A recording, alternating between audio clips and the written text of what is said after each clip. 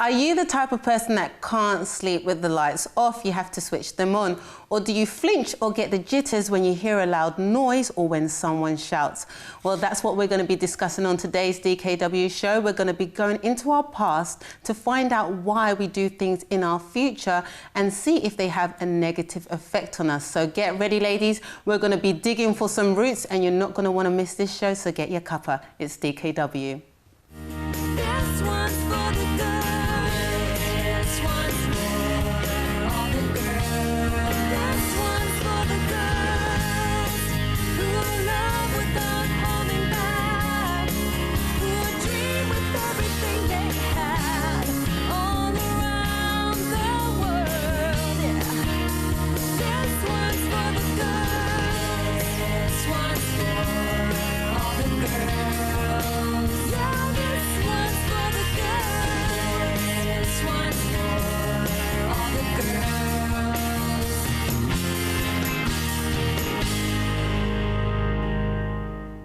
Hello, ladies and gents that may be watching the show today. That's right.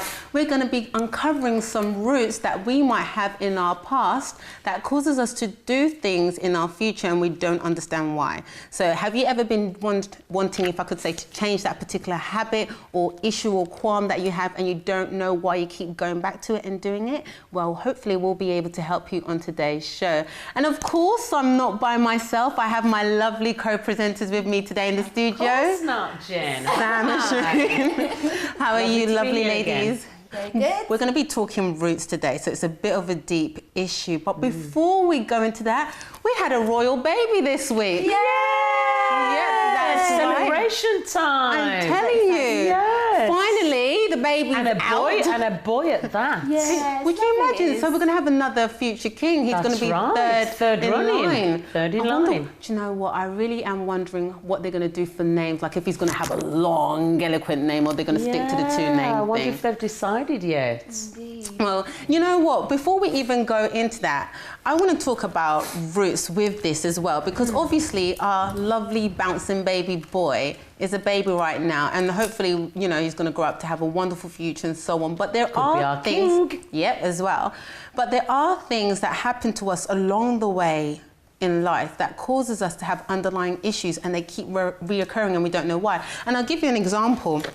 I was watching a biography kind of documentary the other day on our Prince William, and it was mentioned that in this biography that obviously he and his older brother, they had a very, very, very close relationship with Diana. Yes, but they did, when didn't they? Yeah, and you know, Harry, the youngest one, has always been quite cheeky and quirky and so on. But it was noted... Bit of a wild one, actually. Exactly, he was a bit of a wild one, but it was noted in the documentary that when Diana passed away, because he was really, really close to his mother, it kind of sent him off the rails a little bit, because he did have a small spelling with drugs, allegedly, and then, you know, he was into the whole wild parties and it was getting himself into a little bit of mischief. And we know that death can have that effect. Yeah, it does. And, you know, you can't blame him if he had, you know, that kind of bond. Anything like that would send anybody off the rails. What do you think? No, it's true. I think that, you know, there are definitely things that happen in your life that can kind of be like a blueprint for your future, definitely. And I think you have to be a very strong person for it not to affect you. I think it's a natural thing that, especially when you have things that happen in your childhood, that will kind of mould you into what kind of adult you'll then become. Like, for example, when my father committed suicide, I always felt like, you know, I had that missing piece, even though my mum was amazing. She was like mother and father. But, you know, you do kind of wonder, oh, if my dad was here, would this happen to me? Sure. Would I feel this lonely? Would I feel this insecure if my dad was around? And then I remember, you know, I got into a relationship with someone who wasn't the right person for me, and I do believe it's because I never really had that role model in the father. I really believe I was looking for love in someone. That was like I was trying to make him my father, if anything. Does that make sense? Yeah, it does. And if you really, really look at your past, you can see it can have an impact on the decisions you can make in your future. Definitely. Of course, Sam. I mean, what do you think about it, Harry? I mean, definitely. I think it definitely can have a knock-on effect. Traumas. You know, we know that. You know, a lot of. I mean, in statistics, it clearly says that even an abuser can turn out to be an abuser themselves. You know, so we know that there's a fact that roots can really have a lifetime effect on one's life, and it can actually affect the mindset of one person. You know, I'm trying to think of my own life. I mean, I experience, which I've spoken about on the show many times, of that childhood, you know, abuse. But I'm going to ask you about that, but it's interesting that you said that, because I had a little interview done on our team to find out if they had any underlying issues and roots throughout their past, and I want you to guess what the underlying root might be. And it's quite interesting because some of you don't know our production team, but if you want to know a bit more about them, you can always go on our website on www.dkw.me, and then you'll find out who is who. But I guess, do you know what? I just want to get into this because this one is really interesting. Okay, fire away. One of our team, she said that her mother-in-law, and it's a good thing we don't mention names because her mother-in-law might get her for exposing her on national television, is good at saving money, but she's so good at it that she doesn't touch the money that she saves. That could be seen as a good thing. Her pride and joy is seeing her bank account grow. Can you spot the root in this kind of behaviour? Would you say that's even a bad thing?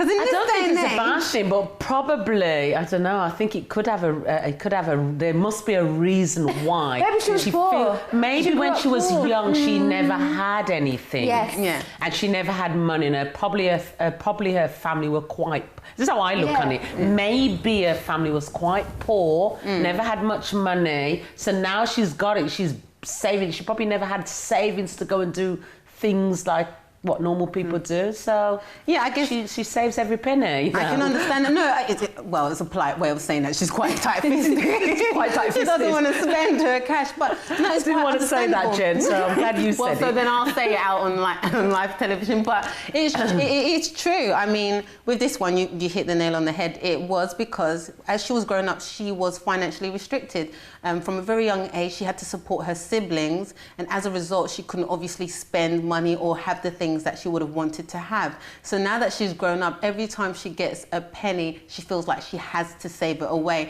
and she does genuinely enjoy watching her bank account grow. It's so strange how something like that would have a bearing on you. But it's a good thing though. It's not. It's a good thing. It's not a bad thing. But I think wouldn't mind being able to save. I'm a spendthrift. But then it could be a bad thing if you've got money and you don't want to spend it on anyone. I mean, what's the point in having all of that money if you're not going to use it?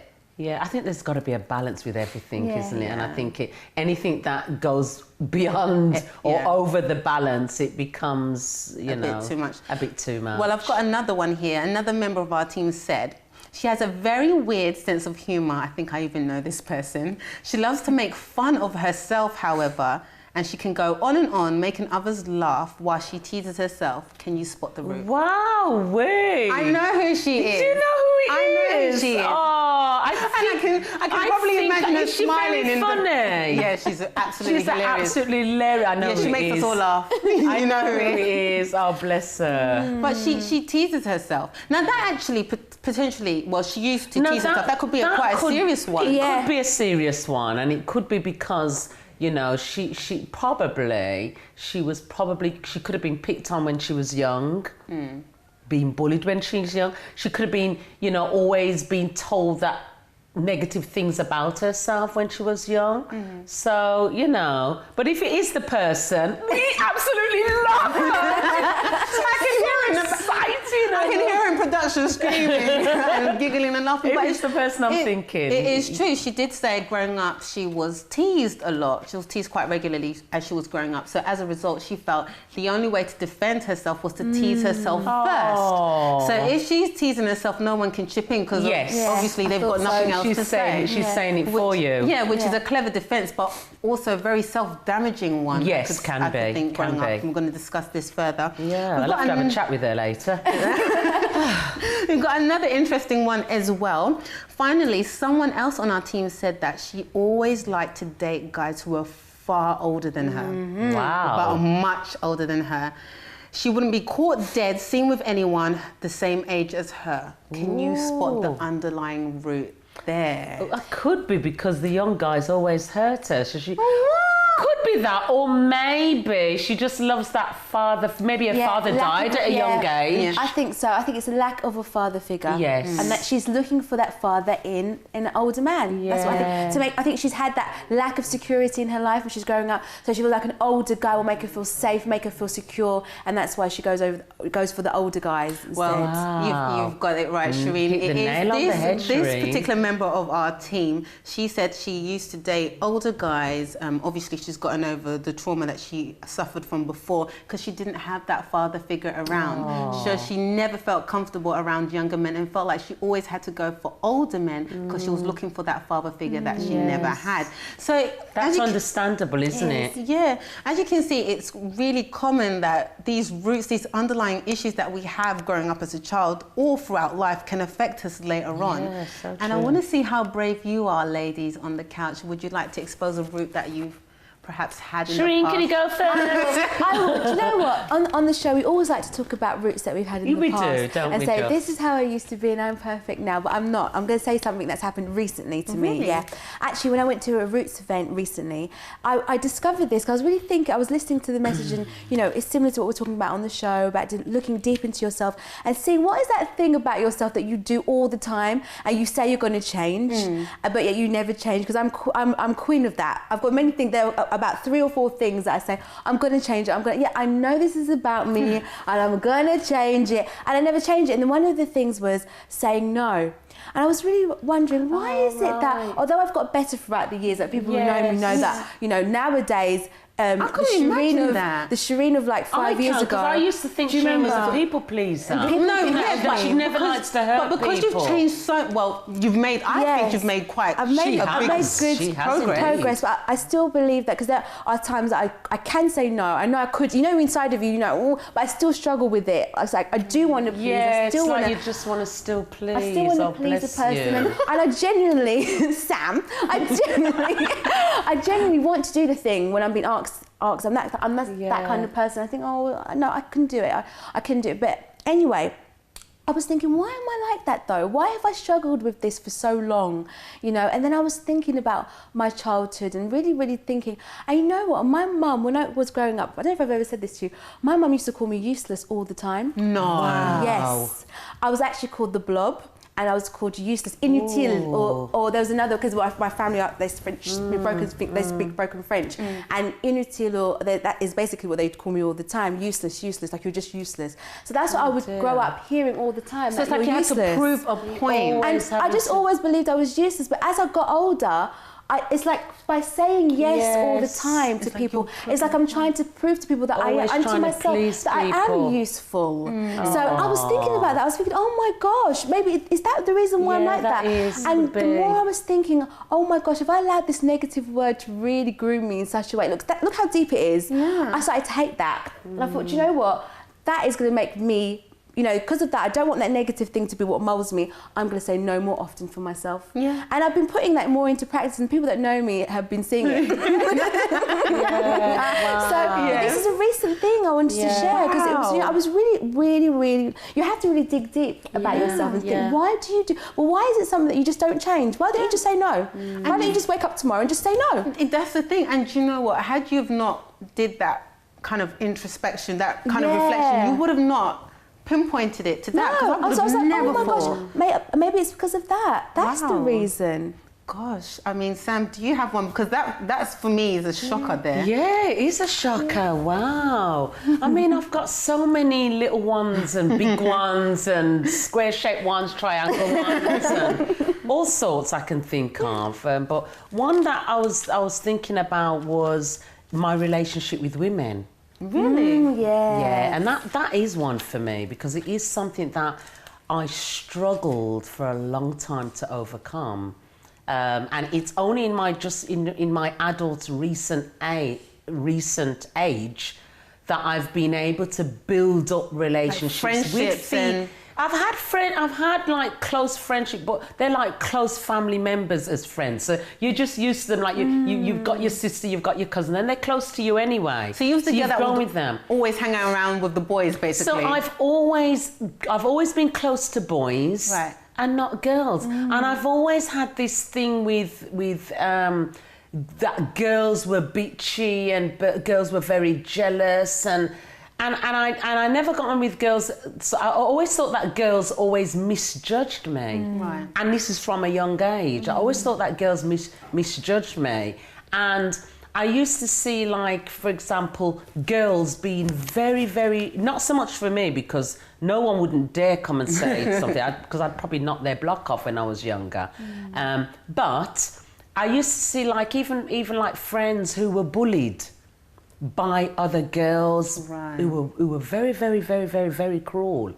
And I found myself always trying to defend my friends, always trying to defend them from this cruelty. You know, like how you said, your friend, they used to bully you and call you this and call you that. I would be the one who want to be your hero. Right. All the time. So I think that made me grow up seeing women, because it's not that I had a bad mother, because I didn't. The women who was around me, like my sisters, were very loving, they were close.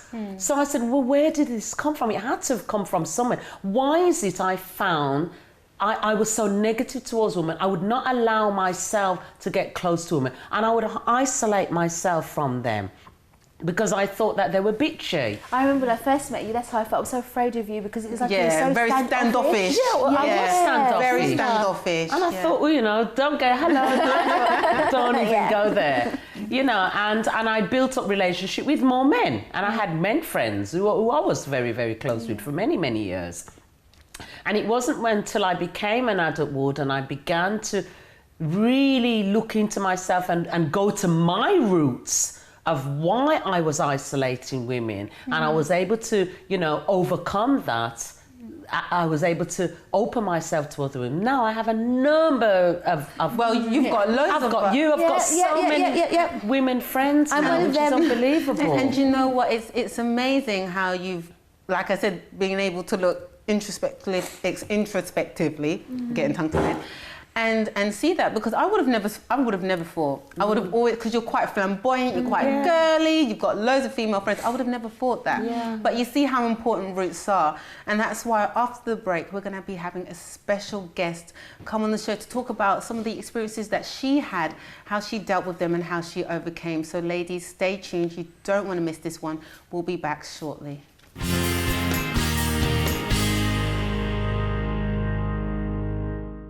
Hi everybody, we are talking about roots on today's DKW show, and here on the couch with me I have the lovely Shakira. How are you? I'm good, thank you. Good. Hi, Shakira. So Shakira, we've been talking roots on the show, and we were all exposing some of our past issues and qualms that have like followed us throughout adulthood, if I could say, and it's had reoccurrences in our lives. What is your story? Because first of all, in fact, let me find out a little bit about your background. Where you're from and where you're coming from. Okay, so I'm Shakira. I was born here in the UK, but my parents and my mum's from Nigeria and my dad's from Jamaica. Okay. So I've got a bit of nice little mix. got a bit of both. Get some lovely food. Lovely. What else about me? At the moment, I'm a teaching assistant in a secondary school. Wow. So I really like working with like young people. It's a girls' school. Okay. So I've been working there just about a year and a half now. But before that, I've worked in a couple of other schools. So I've been doing it for a few years now, and I really enjoy it. Nice. So tell us a bit about your story, because when they told us, we just had to have you on and get you out there to share it, because you've had an experience that also probably had some roots and affect your life in a certain way. So what exactly happened? Tell us. Where to begin, really? Well, when I was sort of about 12 or 13, I went through like some sexual abuse. Right. And I never really told anyone about it. Like, family members were kind of aware that something had happened, but they didn't really know exactly what it was. And just for years and years, I just kind of kept it to myself, didn't tell anyone. But definitely, like you guys are talking about roots, it really had an effect on me, because I just became, I wouldn't say I was introverted, but I just was really angry a lot. Extrovert, actually. So I was quite angry, quite sort of, you know, I started smoking weed at a really young age. Really? How young? Just about 13. Yeah, wow. About 13. So it just, you know, I just became a completely different person. I felt as if like because something had been taken away from me, I just felt really angry, and I didn't know how to, at that young age, you don't know how to kind of deal with that kind of thing. So just, I had a real kind of disdain for life. I just didn't care about things anymore. Kind of just angry, like really angry. Can you give any examples of things that you did out of this anger? Out of anger. So one of the things I used to do is I mean, you know that saying, like, you see red? I did literally used to see red. So, for example, maybe at school, mucking around with girlfriends and stuff, and maybe someone would say the wrong thing, or they'd hit me or push me. But, it's play fighting. And I'd just literally just switch and just push. I just remember one vivid memory of, and this is a good friend of mine, I just pushed her up against the wall, and, like, everyone was like, oh my gosh, what's going on? And I even kind of snapped out of it and was like, oh my gosh, I couldn't, like, believe what I was doing. But it's just almost as if every now and again something would just kind of snap, and then I'd just kind of, go for it. So little things like that, When would you say was the worst point for you then? When did things really spiral out of control? Probably at about 14 or 15, I would say, because although the initial experience had happened, a number of things happened again after that, kind of as a follow-on effect. So, for example, because I had been raped, I kind of felt like almost as if I met a guy, and I just didn't, at such a young age, I just didn't understand, you're young, you like a boy likes you. I didn't get all that stuff, and I just kind of thought, before he does anything really bad, maybe I should just sleep with him, because then if I do that first, then it's kind of out of the way. So that was, way. But then at the same time, it made me kind of hate myself, because I thought, what am I doing? I shouldn't be doing this. But it was kind of like just a pattern. It kept on happening, and I just kind of really just disliked myself, because as I got older, I realised, okay, something's bad has happened to me, but I didn't know how to deal with it. I hadn't really spoken to anyone to work through it, so I had kind of worked through it in my own sort of warped little way. But it still wasn't really healthy, harming you. Harming me. And then, for example, when I got old, even when I was old enough to have a boyfriend and things like that, I still was kind of used to this kind of secrecy, like I didn't want anyone to know. So it was kind of like, well, you're old enough now, you can have a boyfriend, it's fine, and all that kind of stuff. But it was like, oh no, it still has to be a secret. It's like, and it just really kind of, just my whole view on relationships and, guys, it was just completely warped, completely warped. Wow. So it did have a huge effect, definitely. So what's the worst thing that ever happened to you?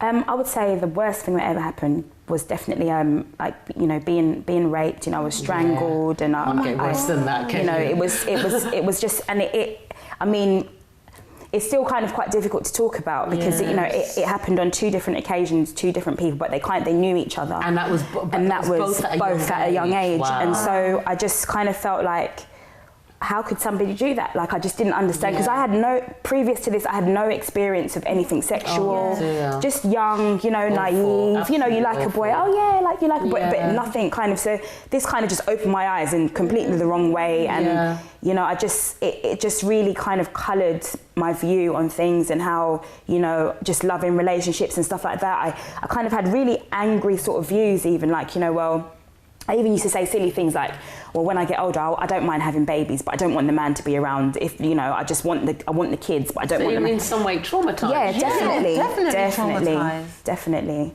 Yeah. So that I would say that was definitely the worst thing. This went on. So you grew as an adult, and it actually did affect your health, because you were then diagnosed with alopecia, which we can see here is a hair problem. We know because Sharina's had alopecia, and I know about alopecia because I used to be an hairdresser as well. Okay. So we know that it's loss of hair, and usually alopecia is caused through stress. When did it start? When did it first It started, I was about 18 or so. A friend of mine was doing my hair, and she said, as an adult, she said, oh my gosh, Shakira, you've got this huge bald patch. And we always used to mess around with each other, so I thought she was joking, and then I put my hand at the back, and I just felt a smooth patch of skin, and I was like, oh my gosh. And then after that, it kind of just, as the months went on, because previous to that, I'd noticed, like, combing my hair, lots of hair used to come out, but I didn't really think about it. I noticed my hair was getting thinner, but I couldn't see any patches or anything like that, so it didn't really kind of have an impact until I felt that bald patch. And then after that, as the months went on, more started appearing, until I pretty much had more patches than I had hair. Right. So, and then not too long after that, probably about a year or 2 after that, it actually mostly grew back.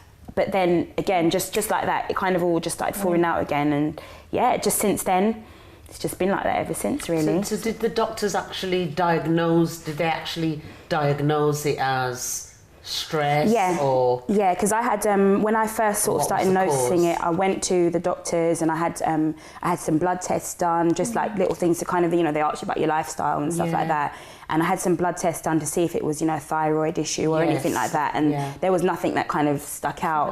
And then just because as well, because I've suffered with eczema and stuff like that as well, so they kind of just said, well, we think it's stress. They linked it to stress, and you know, I was given like steroid creams and lotions and stuff like that, but you know, nothing really worked, to be honest. So yeah, so I mean, I sort of I didn't, when I first had it, I mean, 18, you know, as a woman, whatever age you are, your hair is like, you know. So at first I used to wear a lot of headscarves, and I remember I was working at the bank at one point, and I literally did nothing except go to the bank, go to church, come home. I didn't do anything else. I didn't go out because it just completely changed my life, because I just was so kind of like, you know, my hair, oh my gosh, my hair's gone, and it was a huge part of, you know, how I felt, my self-esteem. So I didn't want to go anywhere, I didn't want to see anyone. Over time, I kind of got over that, like talking to people and stuff, you know, I started to experiment with wigs. And it's so funny, because before that, I would like, oh no, wigs, I'd do extensions and braids and that sort of thing. But wigs, I was like, oh no, it was just something scary about wigs, because I was thinking the wind might blow, you just fly off and stuff like that. So I eventually started wearing wigs and lace wigs, and you know, I got a little bit more confident, but there was still something inside. I was just a little bit, see that's it had started then, but I had started wearing headscarves, so I got really creative with like headscarves and like different styles and stuff.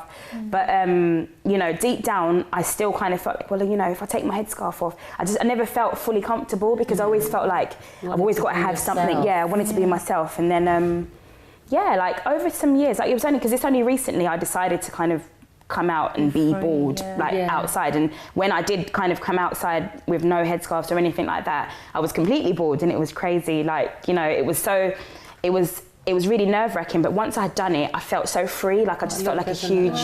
That was actually the first day that I went out bald. I was with some really close friends, and they were just really encouraging me and saying, you know, you've just got nothing to worry about, just go out. And I kind of took my headscarf off in the room. How do people react towards you? Do you know, people have been people like... can be cruel. They can be cruel, but do you know what? I would admit I've had no cruelty whatsoever. I've had so many compliments. Like personality. Because you are very attractive. I'm looking at you now and I'm just thinking you are actually really gorgeous. She really is. You're absolutely stunning. Thank you. One thing I would like to ask you now is, if there's someone going through that, what tips would you give them? Because maybe there might be that young person or even an older woman. You know, Shireen and both yourself have overcome it, but what would you suggest to them? You know, how would they take that first step to say, do you know what, I'm going to go outside today, and do you know what, I'm not going to wear the wig, or I'm not going to wear the headscarf? Do you know what I would say? The first thing that you need to do is just look in the mirror and just look at your face. You know, God made us as beautiful, you know, however we are beautiful. And I just think you just have to look at yourself in the mirror and just say, I am beautiful. And it took me a long while, because I used to look in the mirror and sort of do this and kind of see and think, I think I could go outside bald, but then I'd just get really scared, like, oh no, people are going to laugh. And you just have to, the only thing you can do is just take that step and go forward. Facing that fear. Face that fear. People may laugh. People may ask. In fact, what I actually got is not a lot of laughter, but questions. People actually want to ask questions, and it's actually made me a lot freer to talk about it, and kind of, because people say, I've got alopecia, and they're like, oh, what's that? And then I can explain a little bit about what it is, and you know, people get it for all sorts of different reasons, and sometimes it's not alopecia, maybe somebody's having chemo, or you know, it could be, because I got that a lot at first. People thought, oh, well, you're having chemotherapy, and I said, no. And actually, it made me kind of really grateful, because I thought to myself, okay, you know, I would love to have a full head of hair, but do you know what? The reason I've lost my hair isn't because I've got a disease like cancer or something. It's not that bad. So actually, it made me feel like, well, do you know what? There are some people who they would wish that maybe it was just alopecia, because you know. So it kind of, I would just say definitely.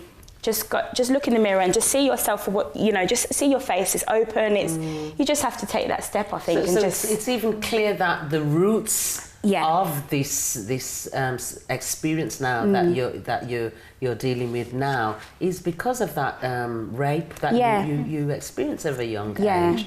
So it's clear that roots can really have a knock-on effect. Do you know, going back to that as well, how have you come to terms with that? How have you dealt with that, if I could say? One of the main ways I've dealt with it is by actually speaking to my mum. I would say I think it was about just over a year ago, where I was suffering a lot of anxiety and panic attacks and things like that, and I had so much stuff going on in my head. I just thought I have to get it out, so I have to speak to somebody. And what I ended up doing is writing. It was almost like a 4-page letter. Just once the pen went to paper, I just carried on writing and writing and writing. And I just gave it to my mum and said, "Mum, you need to read this," because a lot of the things that had happened, my mum, she was aware that I was sexually active and things like that, but she didn't understand the root of it, what it was. So she just thought, oh my gosh, my child's out there. And she didn't, and I felt angry with my mum because I was like, "Mum, you don't understand. I'm not just doing these things just because." She didn't know. And so kind of telling her, getting her to read that, it was again very painful, but it enabled me to just be like, "Mum, this is what it was," and all those years ago. And it just kind of, it brought us closer, because then she realised, oh my gosh, maybe I could have dealt with things a bit differently. And, because parents are going to be parents and they react because of things they've been through themselves. So, but definitely that was one thing it was just talking about. Said to my mum, and I say talking, we didn't talk much about it, but she was able to read and stuff like that. And the other thing is just my faith. I mean, I was invited to church a few years ago, and I'd always kind of felt like, I think there's a God. I had so many different views. I've been through so many different phases, but I just decided that, I believe in Jesus Christ. And it was just like a new concept to me that, there's somebody who will take all your burdens and all your pain and all your shame, and, that's dealt with, and you don't have to deal with that anymore. And that was just like a revelation to me, like, wow, like I don't have to carry these stuff because somebody died to carry that for me. And that's just been a big, big thing for me, definitely. That's absolutely amazing. It's amazing. This is what we try to promote on the show, that there's always a solution, and if people can, our viewers and people who go through traumas, and I think there's so many people in the world, we've all had roots ourselves, and we've all had bad experience and things like which we speak openly about on the show. But unless you face and is able to face the traumas, go to the root of these problems, you cannot overcome. And this is really important. And you know what? I really want to delve into this some more, because your story is absolutely amazing, and I want to help those of you, and actually all of us want to help those of you out there that might have some roots and you want to know how to identify them. Well, stay tuned. We'll be back after this break and help you to uncover some of your roots too.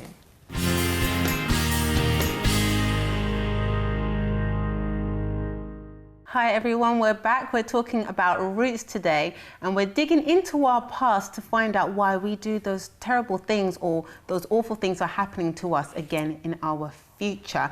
And we were talking to Shakira, who had a wonderful story before the break of how she overcame abuse, and it had a horrible effect on her. She then had alopecia, but then she overcame it.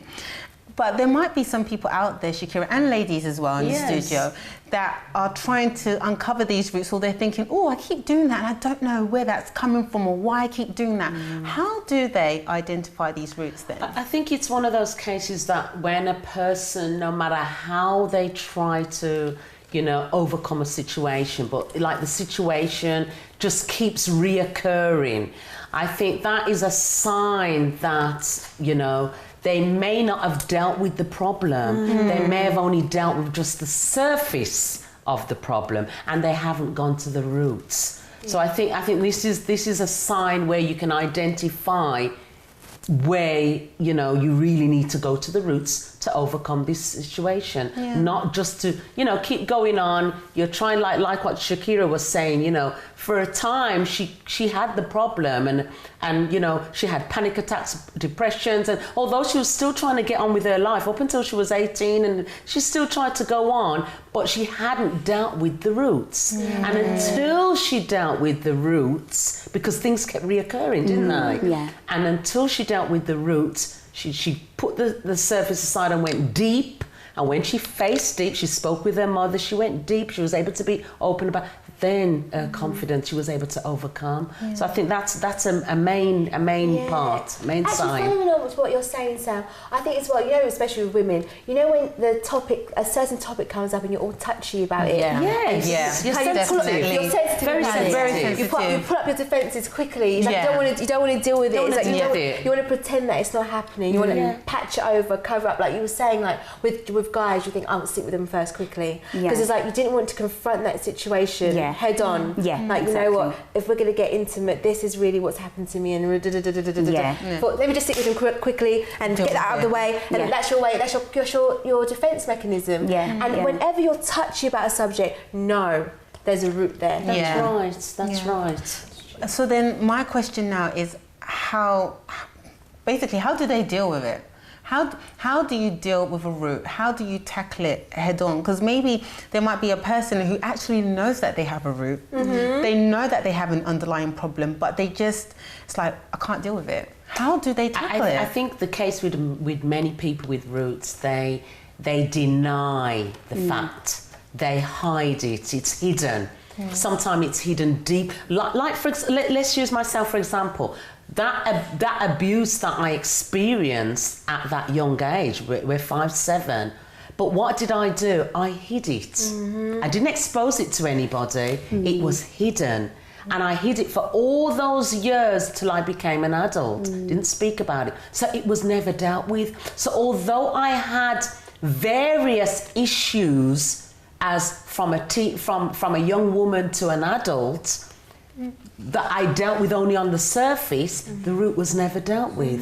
And until I was able to speak about it, overcome it, that part of my life was not dealt with.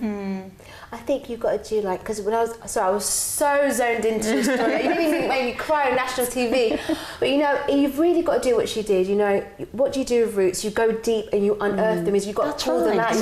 You've got to go deep inside the ground and really physically pull up, especially if it's causing weeds in your life, right? And you did that by facing the situation, facing your fear head on. Like for example, you taking out your scarf in public. That's right. That was you confronting your root and saying, you know what, I'm not going to let you define me. I'm not going to make this control situation my life. Me. I'm not going to stay in the past. I'm not going to be stuck there. And you decided, I'm going to take off. You liberated yourself because, and you know what, I was just thinking about you during the break. I was thinking, hold on, you were liberated from the inside.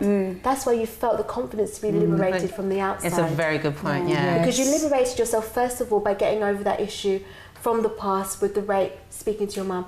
From then, you were starting to feel free from within. So the things from outside was nothing for you. Like removing your scarf and saying, look, I'm bold and here I am, and taking me or leaving me, you're here on national TV, this is who I am. I don't care. You know, that came as a consequence of you dealing with your inner issue and uprooting that from the inside. And then the beautiful fruits as we see you now is being grown now, is here, live for us all to see. And I think that's what you need. You need to face it. You've got to be harsh with yourself and you need to face it and then do the opposite of what it's doing to you, right? It's like, for example, if your issue is making you feel like, you know, like staying in the house. Like when you have alopecia, you feel like staying in the house.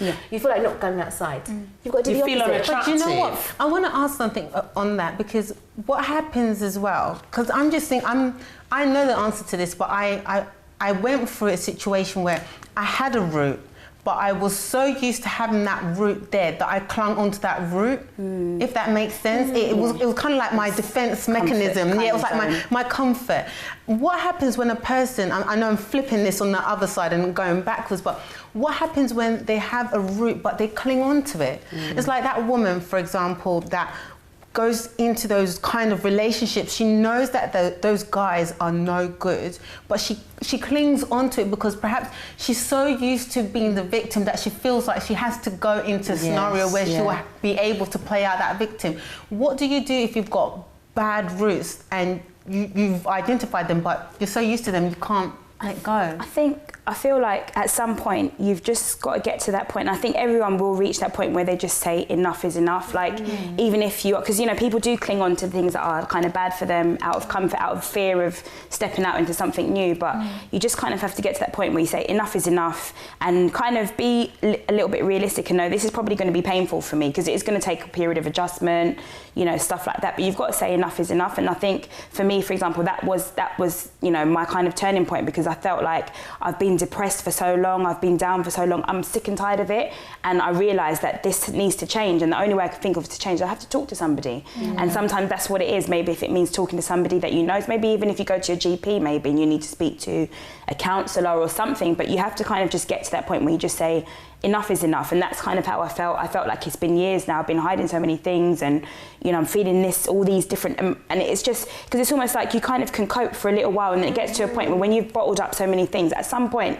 it has to come out, and it will come out. And the thing is, it can cause you to treat, you know, when you think of women who have had bad experience with men, then it can cause you to start to treat other people badly. That's the thing, and many women they do this. They think that they think they label everybody the same. They label all the men the same. All men are the same. And it just becomes a vicious cycle downhill. You know, it's like a child who's been you